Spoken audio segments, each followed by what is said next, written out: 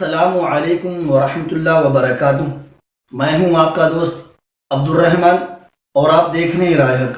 دوستو، ہم آپ کو اپنے چینل رائے حق پر خوش آمدید کہتے ہیں۔ آج ہم آپ سے بات کریں گے تختی نمبر 3 نورانی قاعدے کے بارے میں کہ تختی نمبر 3 کو کس طریقے سے پڑھا جاتا ہے اور اس کا صحیح پڑھنے کا کیا طریقہ ہے۔ تو انشاءاللہ ہم آپ سے اسی موضوع پر بات کریں گے۔ آپ بنے رہیں ہمارے ساتھ ویڈیو کے آخر تک۔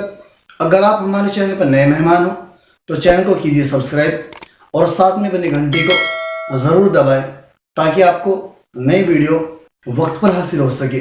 تو چلیے انشاءاللہ ویڈیو شروع کرتے ہیں۔ اعوذ باللہ من الشیطان الرجیم، بسم اللہ الرحمن الرحیم۔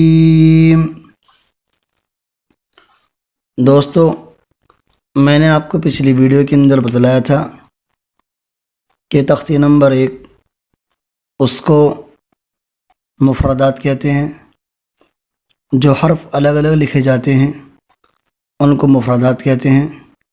اور تختی نمبر 2 کے اندر بتلایا تھا کہ جو دو حرف ایک جگہ مل جاتے ہیں ان کو مرکبات کہتے ہیں۔ تو اسی طریقے سے یہاں پر ہم بات کریں گے تختی نمبر 3 کے بارے میں کہ تختی نمبر 3، اس تختی کا نام جو ہے وہ حرکات ہے۔ سب سے پہلے میں آپ کو ایک بات بتلا دوں، اگر آپ قرآن مجید مکمل طور سے پڑھنا چاہتے ہیں اور آپ کو دلچسپی اور لگن ہے کہ ہم قرآن پاک کو صحیح پڑھنا سیکھیں، تو آپ کو سب سے پہلے اپنے پاس میں ایک نوٹ بک، یعنی کہ آپ نوٹ کرنے کے لیے آپ کو ایک کاپی ساتھ میں رکھنی ہوگی، کیونکہ کچھ دوست کچھ بہنیں ایسی بھی ہوں گی جن کو اردو پڑھنا نہیں آتا، اس لیے میں ان کو یہ تختی نمبر 3 کے جو اوپر عبارت جو لکھی ہوئی ہے اس کو آپ کو میں منہ سے پڑھ کر بتا دیتا ہوں، ان کو بتا دیتا ہوں کہ وہ کس طریقے سے پڑھ جاتے ہیں، اور وہ بندہ اپنی زبان میں، وہ جس زبان کو بھی جانتا ہو، جس لینگویج کو سمجھتا ہو، اپنی اسی زبان کے اندر، اس لینگویج کے اندر وہ یہ جو حرف اوپر لکھے ہوئے ہیں، جو یہ عبارت اوپر لکھی ہوئی ہے، ان کو اپنی لینگویج کے اندر وہ ایک کاپی کے اوپر نوٹ کر لے۔ تو چلیے شروع کرتے ہیں۔ تختی نمبر 3 حرکات۔ زبر زیر پیش کو حرکات کہتے ہیں۔ زبر زیر پیش کو جلدی پڑھیں، تھوڑا بھی نہ کھینچیں۔ الف ہمیشہ خالی ہوتا ہے، جو الف خالی نہ ہو وہ حمزہ ہے۔ زبر کی آواز اوپر کو اٹھتی ہے۔ اور جو ہم نے یہ تختی کے بیچ میں جو لائن چھوڑی ہے، اس کی وجہ یہ ہے کہ انہوں نے اس میں ہجے کا طریقہ بتایا ہے، تو اس لیے ہم یہاں اس کو چھوڑ کر یہ اوپر سے اور یہاں تک لکھیں گے، بیچ میں یہاں سے اور یہاں تک چھوڑ دینا ہے۔ انہوں نے ایک بات بہت اہتمام کے ساتھ بتلائی ہے کہ یہاں پر جب ہم تختی نمبر 3 کو پڑھنا شروع کریں گے، یہاں پہنچنے کے ساتھ انہوں نے بتلایا کہ الف ہمیشہ خالی ہوتا ہے، جو الف خالی نہ وہ حمزہ ہے۔ یعنی کہ جیسے یہ ہے، شکل تو الف والی ہے مگر اس کے اوپر ایک حرکت لگ گئی زبر کی، اس لیے زبر کی حرکت ہو یا زیر کی یا پیش کی، یہ اپنی شکل، اپنا نام بدل دے گا، شکل وہی رہے گی۔ تو اس لیے بہت ہی اہتمام کے ساتھ یہ بات واضح رہے کہ ہم لوگوں کو اس کو ہمیشہ حمزہ ہی بولنا ہے، حمزہ ہی پڑھنا ہے، کیونکہ جس حرف کے اوپر، جس الف کے اوپر زبر لگ جاتا ہے یا زیر لگتی ہے یا پھر پیش لگتا ہے، اس کا نام بدل جاتا ہے اور حمزہ ہو جاتا ہے۔ تو اس لیے آئیے شروع کرتے ہیں۔ حمزہ زبر حمزہ زبر با زبر با۔ ہم نے اس کو ایک بار روا پڑھا ہے، با، پھر اس کی تفصیل بتائیے، اس کی تھوڑا ایکسپلین اندر کیا ہے۔ با پہلے روا پڑھا، با، پھر با زبر کیا بن گیا؟ با۔ تو ایسے ہی پڑھیں گے اس کو، با زبر با، پہلے روا، تا زبر، پھر روا. تو بیچ میں اس کا نام لینا ہے تا کا، اور حرکت کا نام لینا ہے کون سی حرکت ہے، اور اس کے بعد وہ پھر روا پڑھیں گے. تا تا زبر تا، سا سا زبر سا، جا جیم زبر جا، ہا ہا زبر ہا، خا خا زبر خا، خا خا زبر خا. اب زبر کے اندر جو ہماری وہ زا ہے، زا کا بہت زیادہ اہتمام کرنا ہے کہ ہم لوگ ہمیشہ زا کو ادا کرنے کے لیے بہت باریکی سے اس کو ہم پیستے رہیں. زا زا زا زا زبر، ایسے ہی خا کو پڑھتے ہیں. خا خا زبر خا، دا دال زبر دا. تو دوستو ہم ذرا کنفیوز ہو جاتے ہیں کہ یہاں ہمیں کون سا حرف ادا کرنا ہے اور وہاں کون سا حرف ادا کرنا ہے. اس لیے میں نے آپ کے سامنے یہ چھوٹی سی مثال پیش کی ہے، آپ ذرا اس کو سمجھنے کی کوشش کریں. جیسے ہم کو زال کو پڑھنا ہے، زال کو ایک بار تم روا پڑھیں گے، زا، کیونکہ نرم بھی ہوگا اور ساتھ میں روا پڑھنا ہے، زا. اس کے بعد نام زال کا لینا، حرکت ہٹا دینی ہے، زا. اس کے بعد زال، زال زا زال. زبر، اور زبر کے اندر زا آیا ہے اس لیے زا کو نہایت اہتمام سے پیسنا ہے. زا زا زبر، اور پھر نرم، کیونکہ زال نرم پڑھا جاتا ہے اس لیے زال کو ادا کرنے کے لیے نرمی اختیار کرنی ہوگی. زا زال زبر زا، زا زال زبر زا. تو دوستو یاد رہے ہم جس حرف کو بھی پڑھ رہے ہیں ایک بار اس کو روا پڑھیں گے زا، اس کا پھر دوبارہ نام لیں گے زال، پھر زبر اور پھر روا. بس یہی بات ہر حرف کے اندر موجود ہے.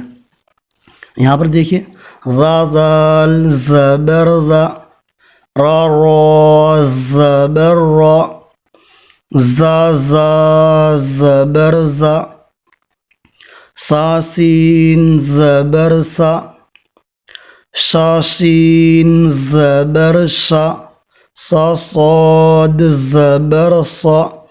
اس سین کے اندر اور صاد کے اندر آپ کو وہی فرق رکھنا ہے جو میں نے آپ کو تختی نمبر 1 کے اندر سکھلایا ہے. تو اس لیے نہایت اہتمام کے ساتھ اس سین میں اور صاد میں دونوں میں فرق رکھنا ہے. کیونکہ دوستو عربی کے اندر جب ہم قرآن پاک پڑھتے ہیں تو یہاں پر جہاں ہم نے سین کی جگہ صاد نکال دیا تو ہمارے جو معنی ہوتے ہیں وہ بدل جاتے ہیں، جن کی وجہ سے بہت زیادہ نقصان ہو جاتا ہے. اس لیے بہت اہتمام کے ساتھ ہم لوگوں کو ان حرفوں کو ادا کرنے ہیں. صا صاد زبر صا، ضاد ضاد زبر ضا. کیونکہ یہ اور یہ حرف ان دونوں کا تھوڑا سا کمبینیشن ہے. اس کو دا ضا، تو اس کو تو عام آواز سے پڑھنا جسے ہم اپنی زبان کو ملاتے ہیں اور پڑھتے ہیں. مگر جب ہم دعاد کا نمبر آتا ہے تو دعاد کی جب دال کو ادا کرتے ہیں تو زبان الگ انداز کی رہتی ہے، یعنی موٹی نہیں ہوتی. اور جب ہم یہاں پر دعاد کا نمبر آتا ہے تو دعاد کو ادا کرنے کے لیے زبان کو موٹا کرنا ضروری ہے، یعنی کہ اس کو پر پڑھیں گے. دا ضاد زبر ضا، تا طا زبر طا. یہی بات اس طا کے اندر اور یہاں تا کے اندر، تا اور طا وہی فرق جو میں نے آپ کو پیچھے سکھایا ہے. جیسے تا تا زبر تا، تا طا زبر طا، زا زا زبر زا، عین زبر ع، غین زبر غا، فا فا زبر فا، قا قاف زبر قا، کا کاف زبر کا، لا لام زبر لا، ما میم زبر ما، نا نون زبر نا، واو واو زبر وا، ہا ہا زبر ہا، حمزہ زبر آ، یا زبر یا، یا زبر یا. تو دوستو جب ہم اس تختی کو اس طریقے سے یاد کر لیں گے اور ہمیں ہر حرف ادائیگی کے ساتھ ادا کرنا آ جائے گا تو انشاءاللہ امید ہے پھر ہم مشق کے اندر بھی آسانی سے پاس ہو جائیں گے۔ تو اس لیے جب ہم یہ یاد کریں گے تو یہاں پر ہم مشق کریں گے، اور کیسے کرنی ہے وہ آپ کو بتلاتا ہوں میں۔ تو دوستو جب ہم لوگ اس کو ٹھیک طرح سے پڑھنا سیکھ جائیں گے تو ساتھ میں مشق کرنا نہایت ضروری ہے۔ تو اس لیے مشق کرنے کا یہ آسان طریقہ یہ ہے، دال زبر دا، را زبر را، دا را، سین زبر سا، دروسا۔ اب جب ہم نے دو حرف پڑھ دیے تو اس کے ساتھ میں دونوں کو ملانا ضروری ہے، کیونکہ جب ہم مستقل طور سے ایسے ہی ملاتے رہیں گے ایک کے بعد دو حرف، کیونکہ یہ حرف یہاں 3 لکھے ہیں، آگے 4 ہے، 5 ہے، 6 ہے، ایسے ہی ہر تختے کے اندر ایک حرف کی بڑھوتری ہوتی جائے گی، ایک حرف بڑھتا جائے گا۔ اس لیے ہم جب ایک حرف پڑھیں گے اور پھر اس کے بعد دوسرا پڑھ دیں گے تو دونوں کو ملانا نہایت ضروری ہے۔ دال زبر دا، را زبر را، دا را، سین زبر سا، دروسا، واو زبر و، دال زبر دا، ودا، عین زبر ع، وداع، عین زبر ع، با زبر با، عبا، دال زبر دا، عبدا، کاف زبر کا، سین زبر سا، کسا، با زبر با، کسبا، دال زبر دا، خا زبر خا، دخا، لام زبر لا، دخلا، با زبر با، لام زبر لا، بلا، غین زبر غا، بلغا، واو زبر و، جیم زبر جا، وجا، دال زبر دا، وجدا، سین زبر سا، جیم زبر جا، سجا، دال زبر دا، سجدا۔ تو جب ہم اس طریقے سے اس تختی کو مکمل کر لیں گے تو یہاں پر ہم اس کو روا پڑھیں گے، جیسے دروسا، وداع، عبدا، کسبا، دخل، بلغ، وجد، سجد۔ تو جب ہم اس طریقے سے اس کو پڑھ لیں گے تو انشاءاللہ امید ہے ہم اس تختی کے اندر مکمل طور سے پاس ہو جائیں گے۔ اگر ہم غلطی کوتاہی اس کے اندر کرتے رہیں گے تو جو اگلی تختی کے اندر مثلا ایک غلطی یہاں پر ہوئی، دوسری غلطی وہاں پر ہو گئی، تو اس لیے ہم لوگوں کو کسی بھی تختی کے اندر کوئی غلطی کوتاہی نہیں رکھنی، تو اس لیے کافی مشق کرنی ہے اس کی۔ تو انشاءاللہ امید ہے آپ سمجھ گئے ہوں گے۔ دوستو جب ہم اس طریقے سے اس تختی کے نمبر 3 کی مشق کریں گے تو انشاءاللہ امید ہے کہ یہ تختی ہم سے مکمل طور سے ادا کرنی آ جائے گی۔ تو میں آپ کو بات ایک اور بتلاتا چلوں، کیونکہ اس تختی نمبر 3 کے اندر زبر، ایک زیر اور تیسرے نمبر پر پیش، اس تختی کے 3 پارٹ ہیں۔ تو اس لیے دوستو ہم نے بھی یہ سوچا ہے کہ ہم اس تختی کی 3 ویڈیو الگ الگ بنائیں گے۔ اگر میں ایک ہی ویڈیو کے اندر زبر، زیر اور پیش کا ایکسپلین کرنے کی کوشش کروں تو یہ ویڈیو نہایت ہی لمبی ہو جائے گی۔ تو اس لیے ہم نے یہ سوچا ہے کہ تختی نمبر 3 پارٹ 1 اور تختی نمبر 3 پارٹ 2 یعنی کہ زیر کا، اور تختی نمبر 3 پارٹ 3 یعنی کہ پیش کی ویڈیو الگ الگ ہوگی۔ ان 3 ویڈیو کو آپ اس تختی نمبر 3 کی ویڈیو سمجھیں، اس لیے آپ سے نہایت معذرت کے ساتھ یہ ویڈیو ہم لوگوں کو الگ الگ بنانی ہوگی۔